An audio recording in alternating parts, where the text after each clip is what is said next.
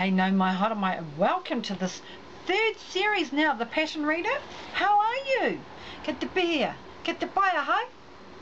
Hey, so what we did with our last series 2 quickly, is we finished and completed reading the Treaty of Waitangi's text, including the preamble of Te Treaty of Waitangi, the first, second and third articles, and the conclusion. And this text confirms people that we are identified and acknowledged as being likened unto the Aboriginal people of Australia. We take this text of history that we've read, we compare it to what's happening currently and now in the year 2000, and how Australia, we're on now, what's happening is the Australian takeover of New Zealand. And in this series 3, continuing on, the Australian banking, Australia taking over our banking New Zealand, stripping Aotearoa New Zealand for profit, greed for profit businesses run here from Australia, how Australia is stripping New Zealand for profits, greed for profits, and it's all instructed people again from England. How the Treaty of Waitangi led to the coat of arms symbol instructions, the establishing of the courts, legislation and policies asserted. So what is the purpose of having a Prime Minister? What is the purpose of having mayors? Where is the leadership? Where is justice? And this is what the series is all about, reading the patterns of history so we can see, so we can have a better understanding. And that's all by RangiMarie of Te Arawa.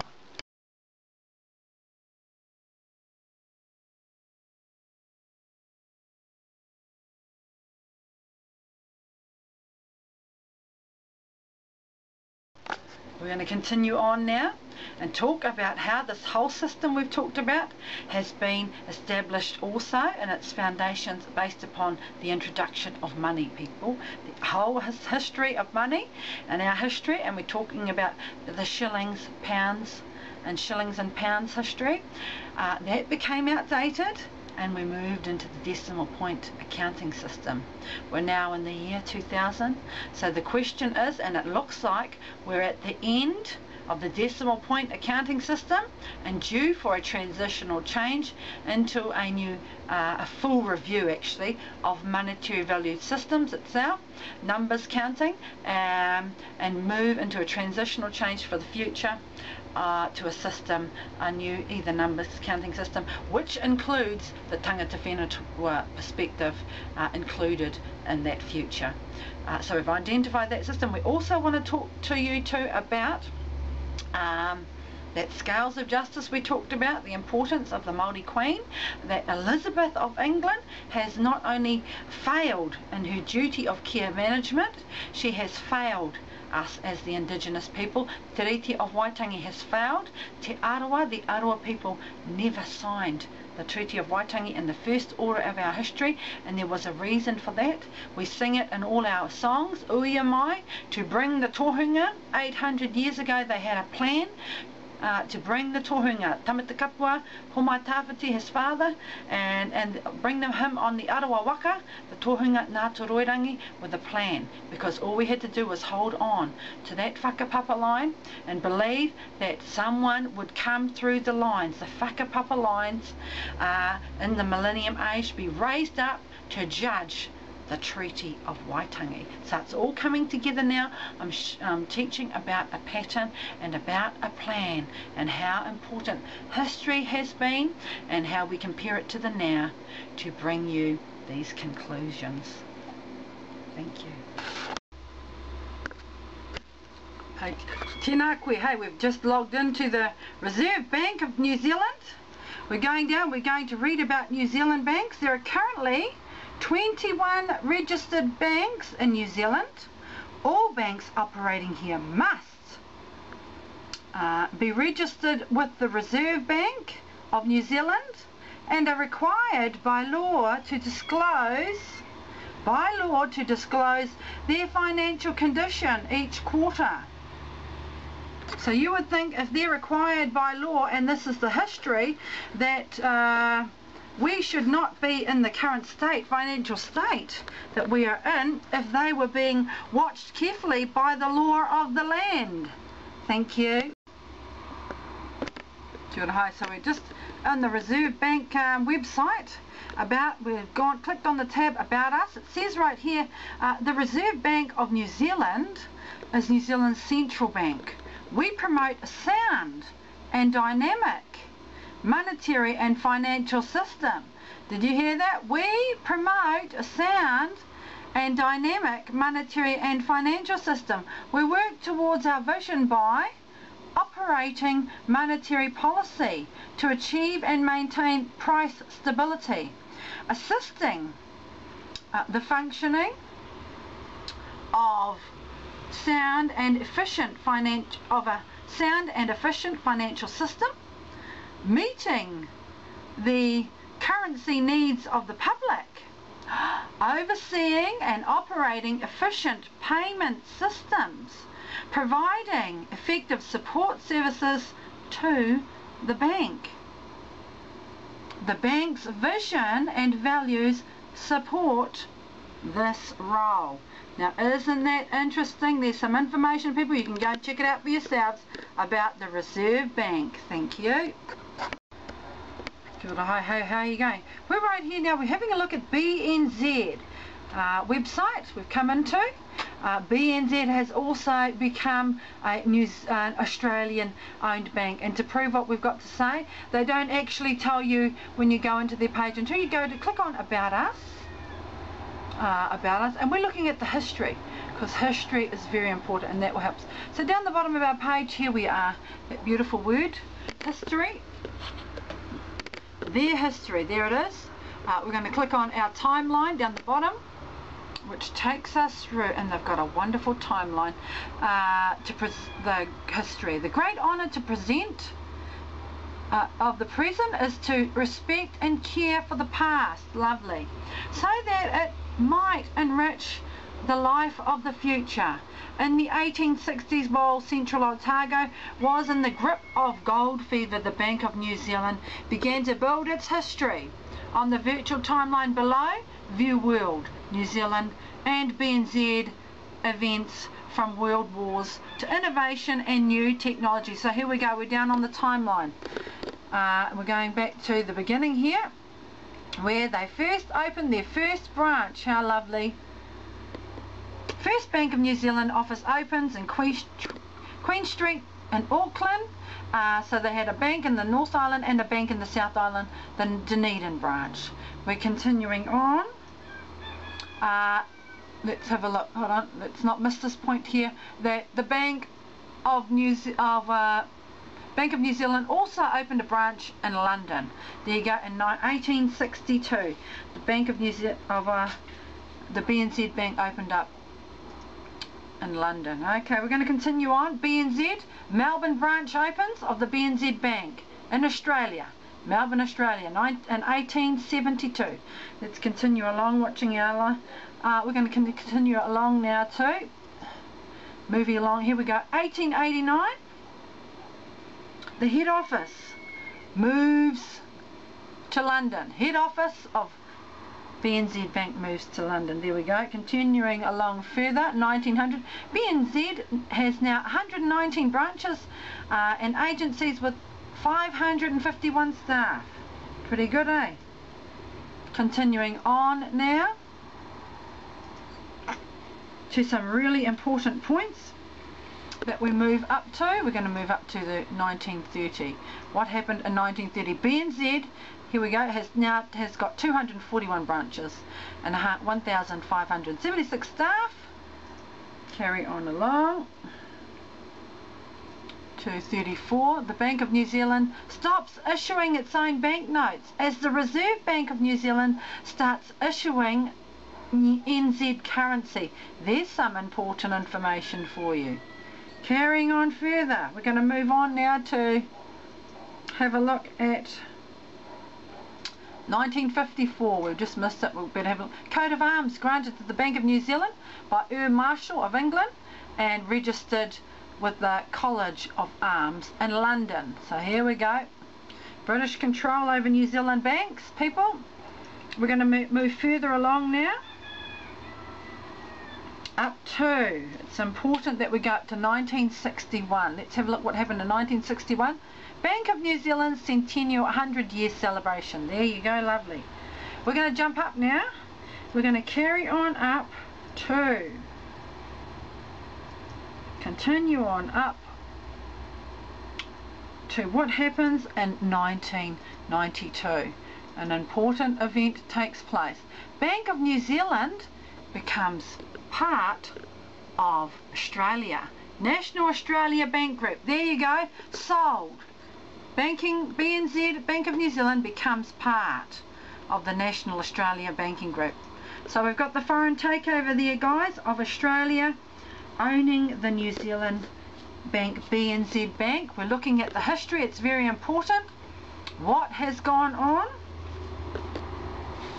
We're continuing on to follow up the history of what's been happening, the events taking place with New Zealand banks, and including what's happened to our banks. 21 registered banks are registered by the Reserve Bank of New Zealand, and many of those banks are Australian owned. Something's not right, people, and yet we've got the media reporting to the public, reporting to us that the country's in a financial decline, and then we've come onto these banking sites where they present their reports. They say, according to the laws of the land, something is not right. Thank you. Alrighty, so we're here, we're on the National Bank website now, as we know, the Black Horse National Bank. So here we are, we're on their site, all about us. We're going to click, we clicked on about us. Let's go on to follow along here to this corner over here. Click on about us, where it opens up in history. Let's have a look at history, people, because it's very important. We've got disclosure statement, we've got we want to look under, not careers, no, find out about us. Here we go, and history. Let's go straight into the history. The National Bank of New Zealand is part of ANZ, National Bank Limited, which is wholly owned subsidiary of the Melbourne-based Australia and New Zealand Banking Group Limited, the ANZ. So we're being stripped by Australia. The media of New Zealand is lying, and their reportings to the public about the decline of our financial state in New Zealand. It's occurring through Australia banks stripping our country for profit. Greed for profit businesses like this, and it's right here in their history, people, and up to this point in the year 2012. Founded in London, let's carry on, in 1872, the aim of the National Bank was to extend to the colony of New Zealand the additional banking accommodation, which the rapid increase of the population and remarkable development of the mineral, here we go, the pastoral, the agricultural resources, sounds like the coat of arms instructions right there, of the colony so urgently demand. Move down a bit further. The National Bank first opened its doors in 1873, there you go, in Wellington. And we've got its full history there. You can continue. Today, the National Bank further down has all the benefits of belonging to a major Australian, Australasian, there we go, there's Australasian, so Australia and Asian financial group, yet it remains very much committed to assisting New Zealand and New Zealanders. What a load of hogwash, people, about all these banks operating in New Zealand. Should they not be a New Zealand owned? I say New Zealanders first, New Zealand owned. This has got to stop. Kia ora, hey. I'm just having a quick look at ANZ Bank now. Now we know that A represents Australia, NZ New Zealand, so Australia New Zealand Bank. We're on their site now having a quick look. About us, we're clicking on about us, about the company, which mentions, we go into the company, which does not mention at all, that does not mention at all that they are an Australian banking, registered banking company operating in New Zealand. So there's a big cover up going on, people. We go down further too, and we talk about, and we have a look here about all their reports, their banking reports. We're being told that New Zealand is in financial strife, and yet all these banks are reporting. There we go, right here people, let's have a close up. ANZ, New Zealand, NZ delivers good financial performance. So if we're there, all these banks are delivering a good financial performance, why is the media reporting that New Zealand is in a decline state? Someone's lying, people. I want justice and accountability. Thank you. So we've got 21 registered banks in New Zealand currently operating under the Reserve Bank. They've allowed 21 banks to be registered here in New Zealand, and that's a lot of banks. We're here, we've gone into Kiwi Bank's site just to check it out. Have a look. About us, it says. We're moving down. It says new to Kiwi Bank. Kiwi Bank is 100% New Zealand owned and operated. So make a note of that, people. Owned and operated.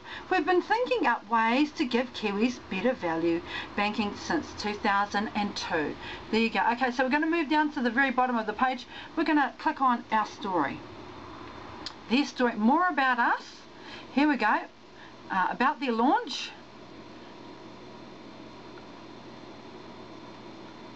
And here, we'll click on our leaders because that's where we want to go. Our leaders, although they're at the top, our key people like to keep their feet on the ground. Let's meet them. Our CEO, the Chief Executive, Paul Brock.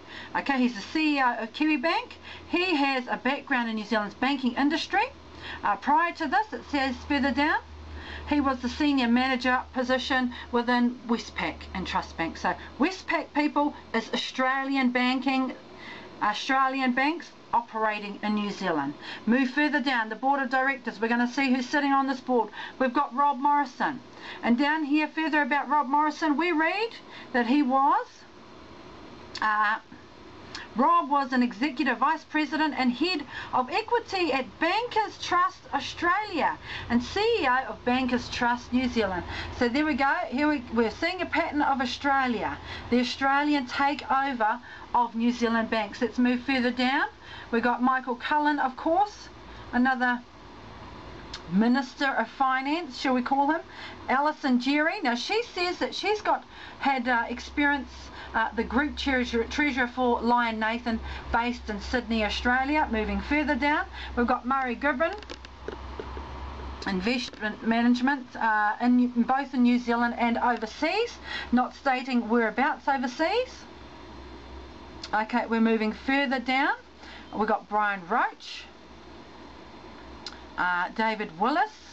Now David Willis says here that his role since the chief CEO and senior executive positions, several financial service companies, including what? HBOS Australia and Westpac. Here we go, people. Another Westpac banker sitting on on New Zealand's Kiwi Bank Board of Trustees. This is the level of corruption. We've also got Jim Bolger, who it says here he was as New Zealand's ambassador to United States from June, and he's the chairman of the Kiwi Bank. So that's a look at the Kiwi Bank of New Zealand. So we know that the Reserve Bank has allowed 21 registered banks here in Aotearoa, New Zealand. I've just quickly gone over now to check out Westpac. I'm looking at their history. So to learn about their history, we should be able to click on About Us. This should give us the history of Westpac, which is an Australian owned bank. Okay, not New Zealand owned, it's Australian owned. And it clicks straight over to say, we love helping inspirational Kiwis like Jack Jill. Westpac is extremely proud to announce shot put sensation. So they've got nothing whatsoever about who they are, letting us know that they're an Australian owned and operated bank, registered here in New Zealand to operate. So the level of arrogance and corruption. Thank you, Westpac.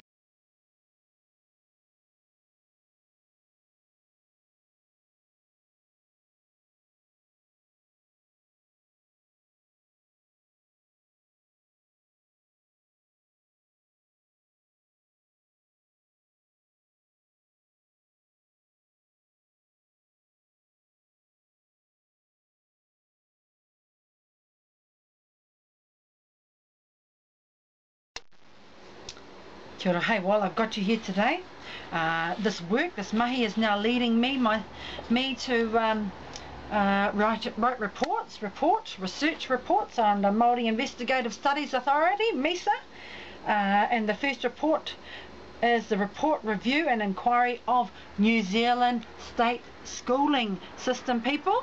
Investigative Studies by RangiMarie of Te Arawa. That's moving me on to report, review, inquiry of New Zealand mental health system. So what we're seeing now is the review reports coming through of the systems of New Zealand and how we're operating. Hey, if you'd like a copy of those, you can just email me at dagboss, dagboss@clear.net.co.nz for full reviews of the systems of Aotearoa New Zealand for a transitional change. And that's all foundationally laid from reading and interpreting Te Riti of Waitangi.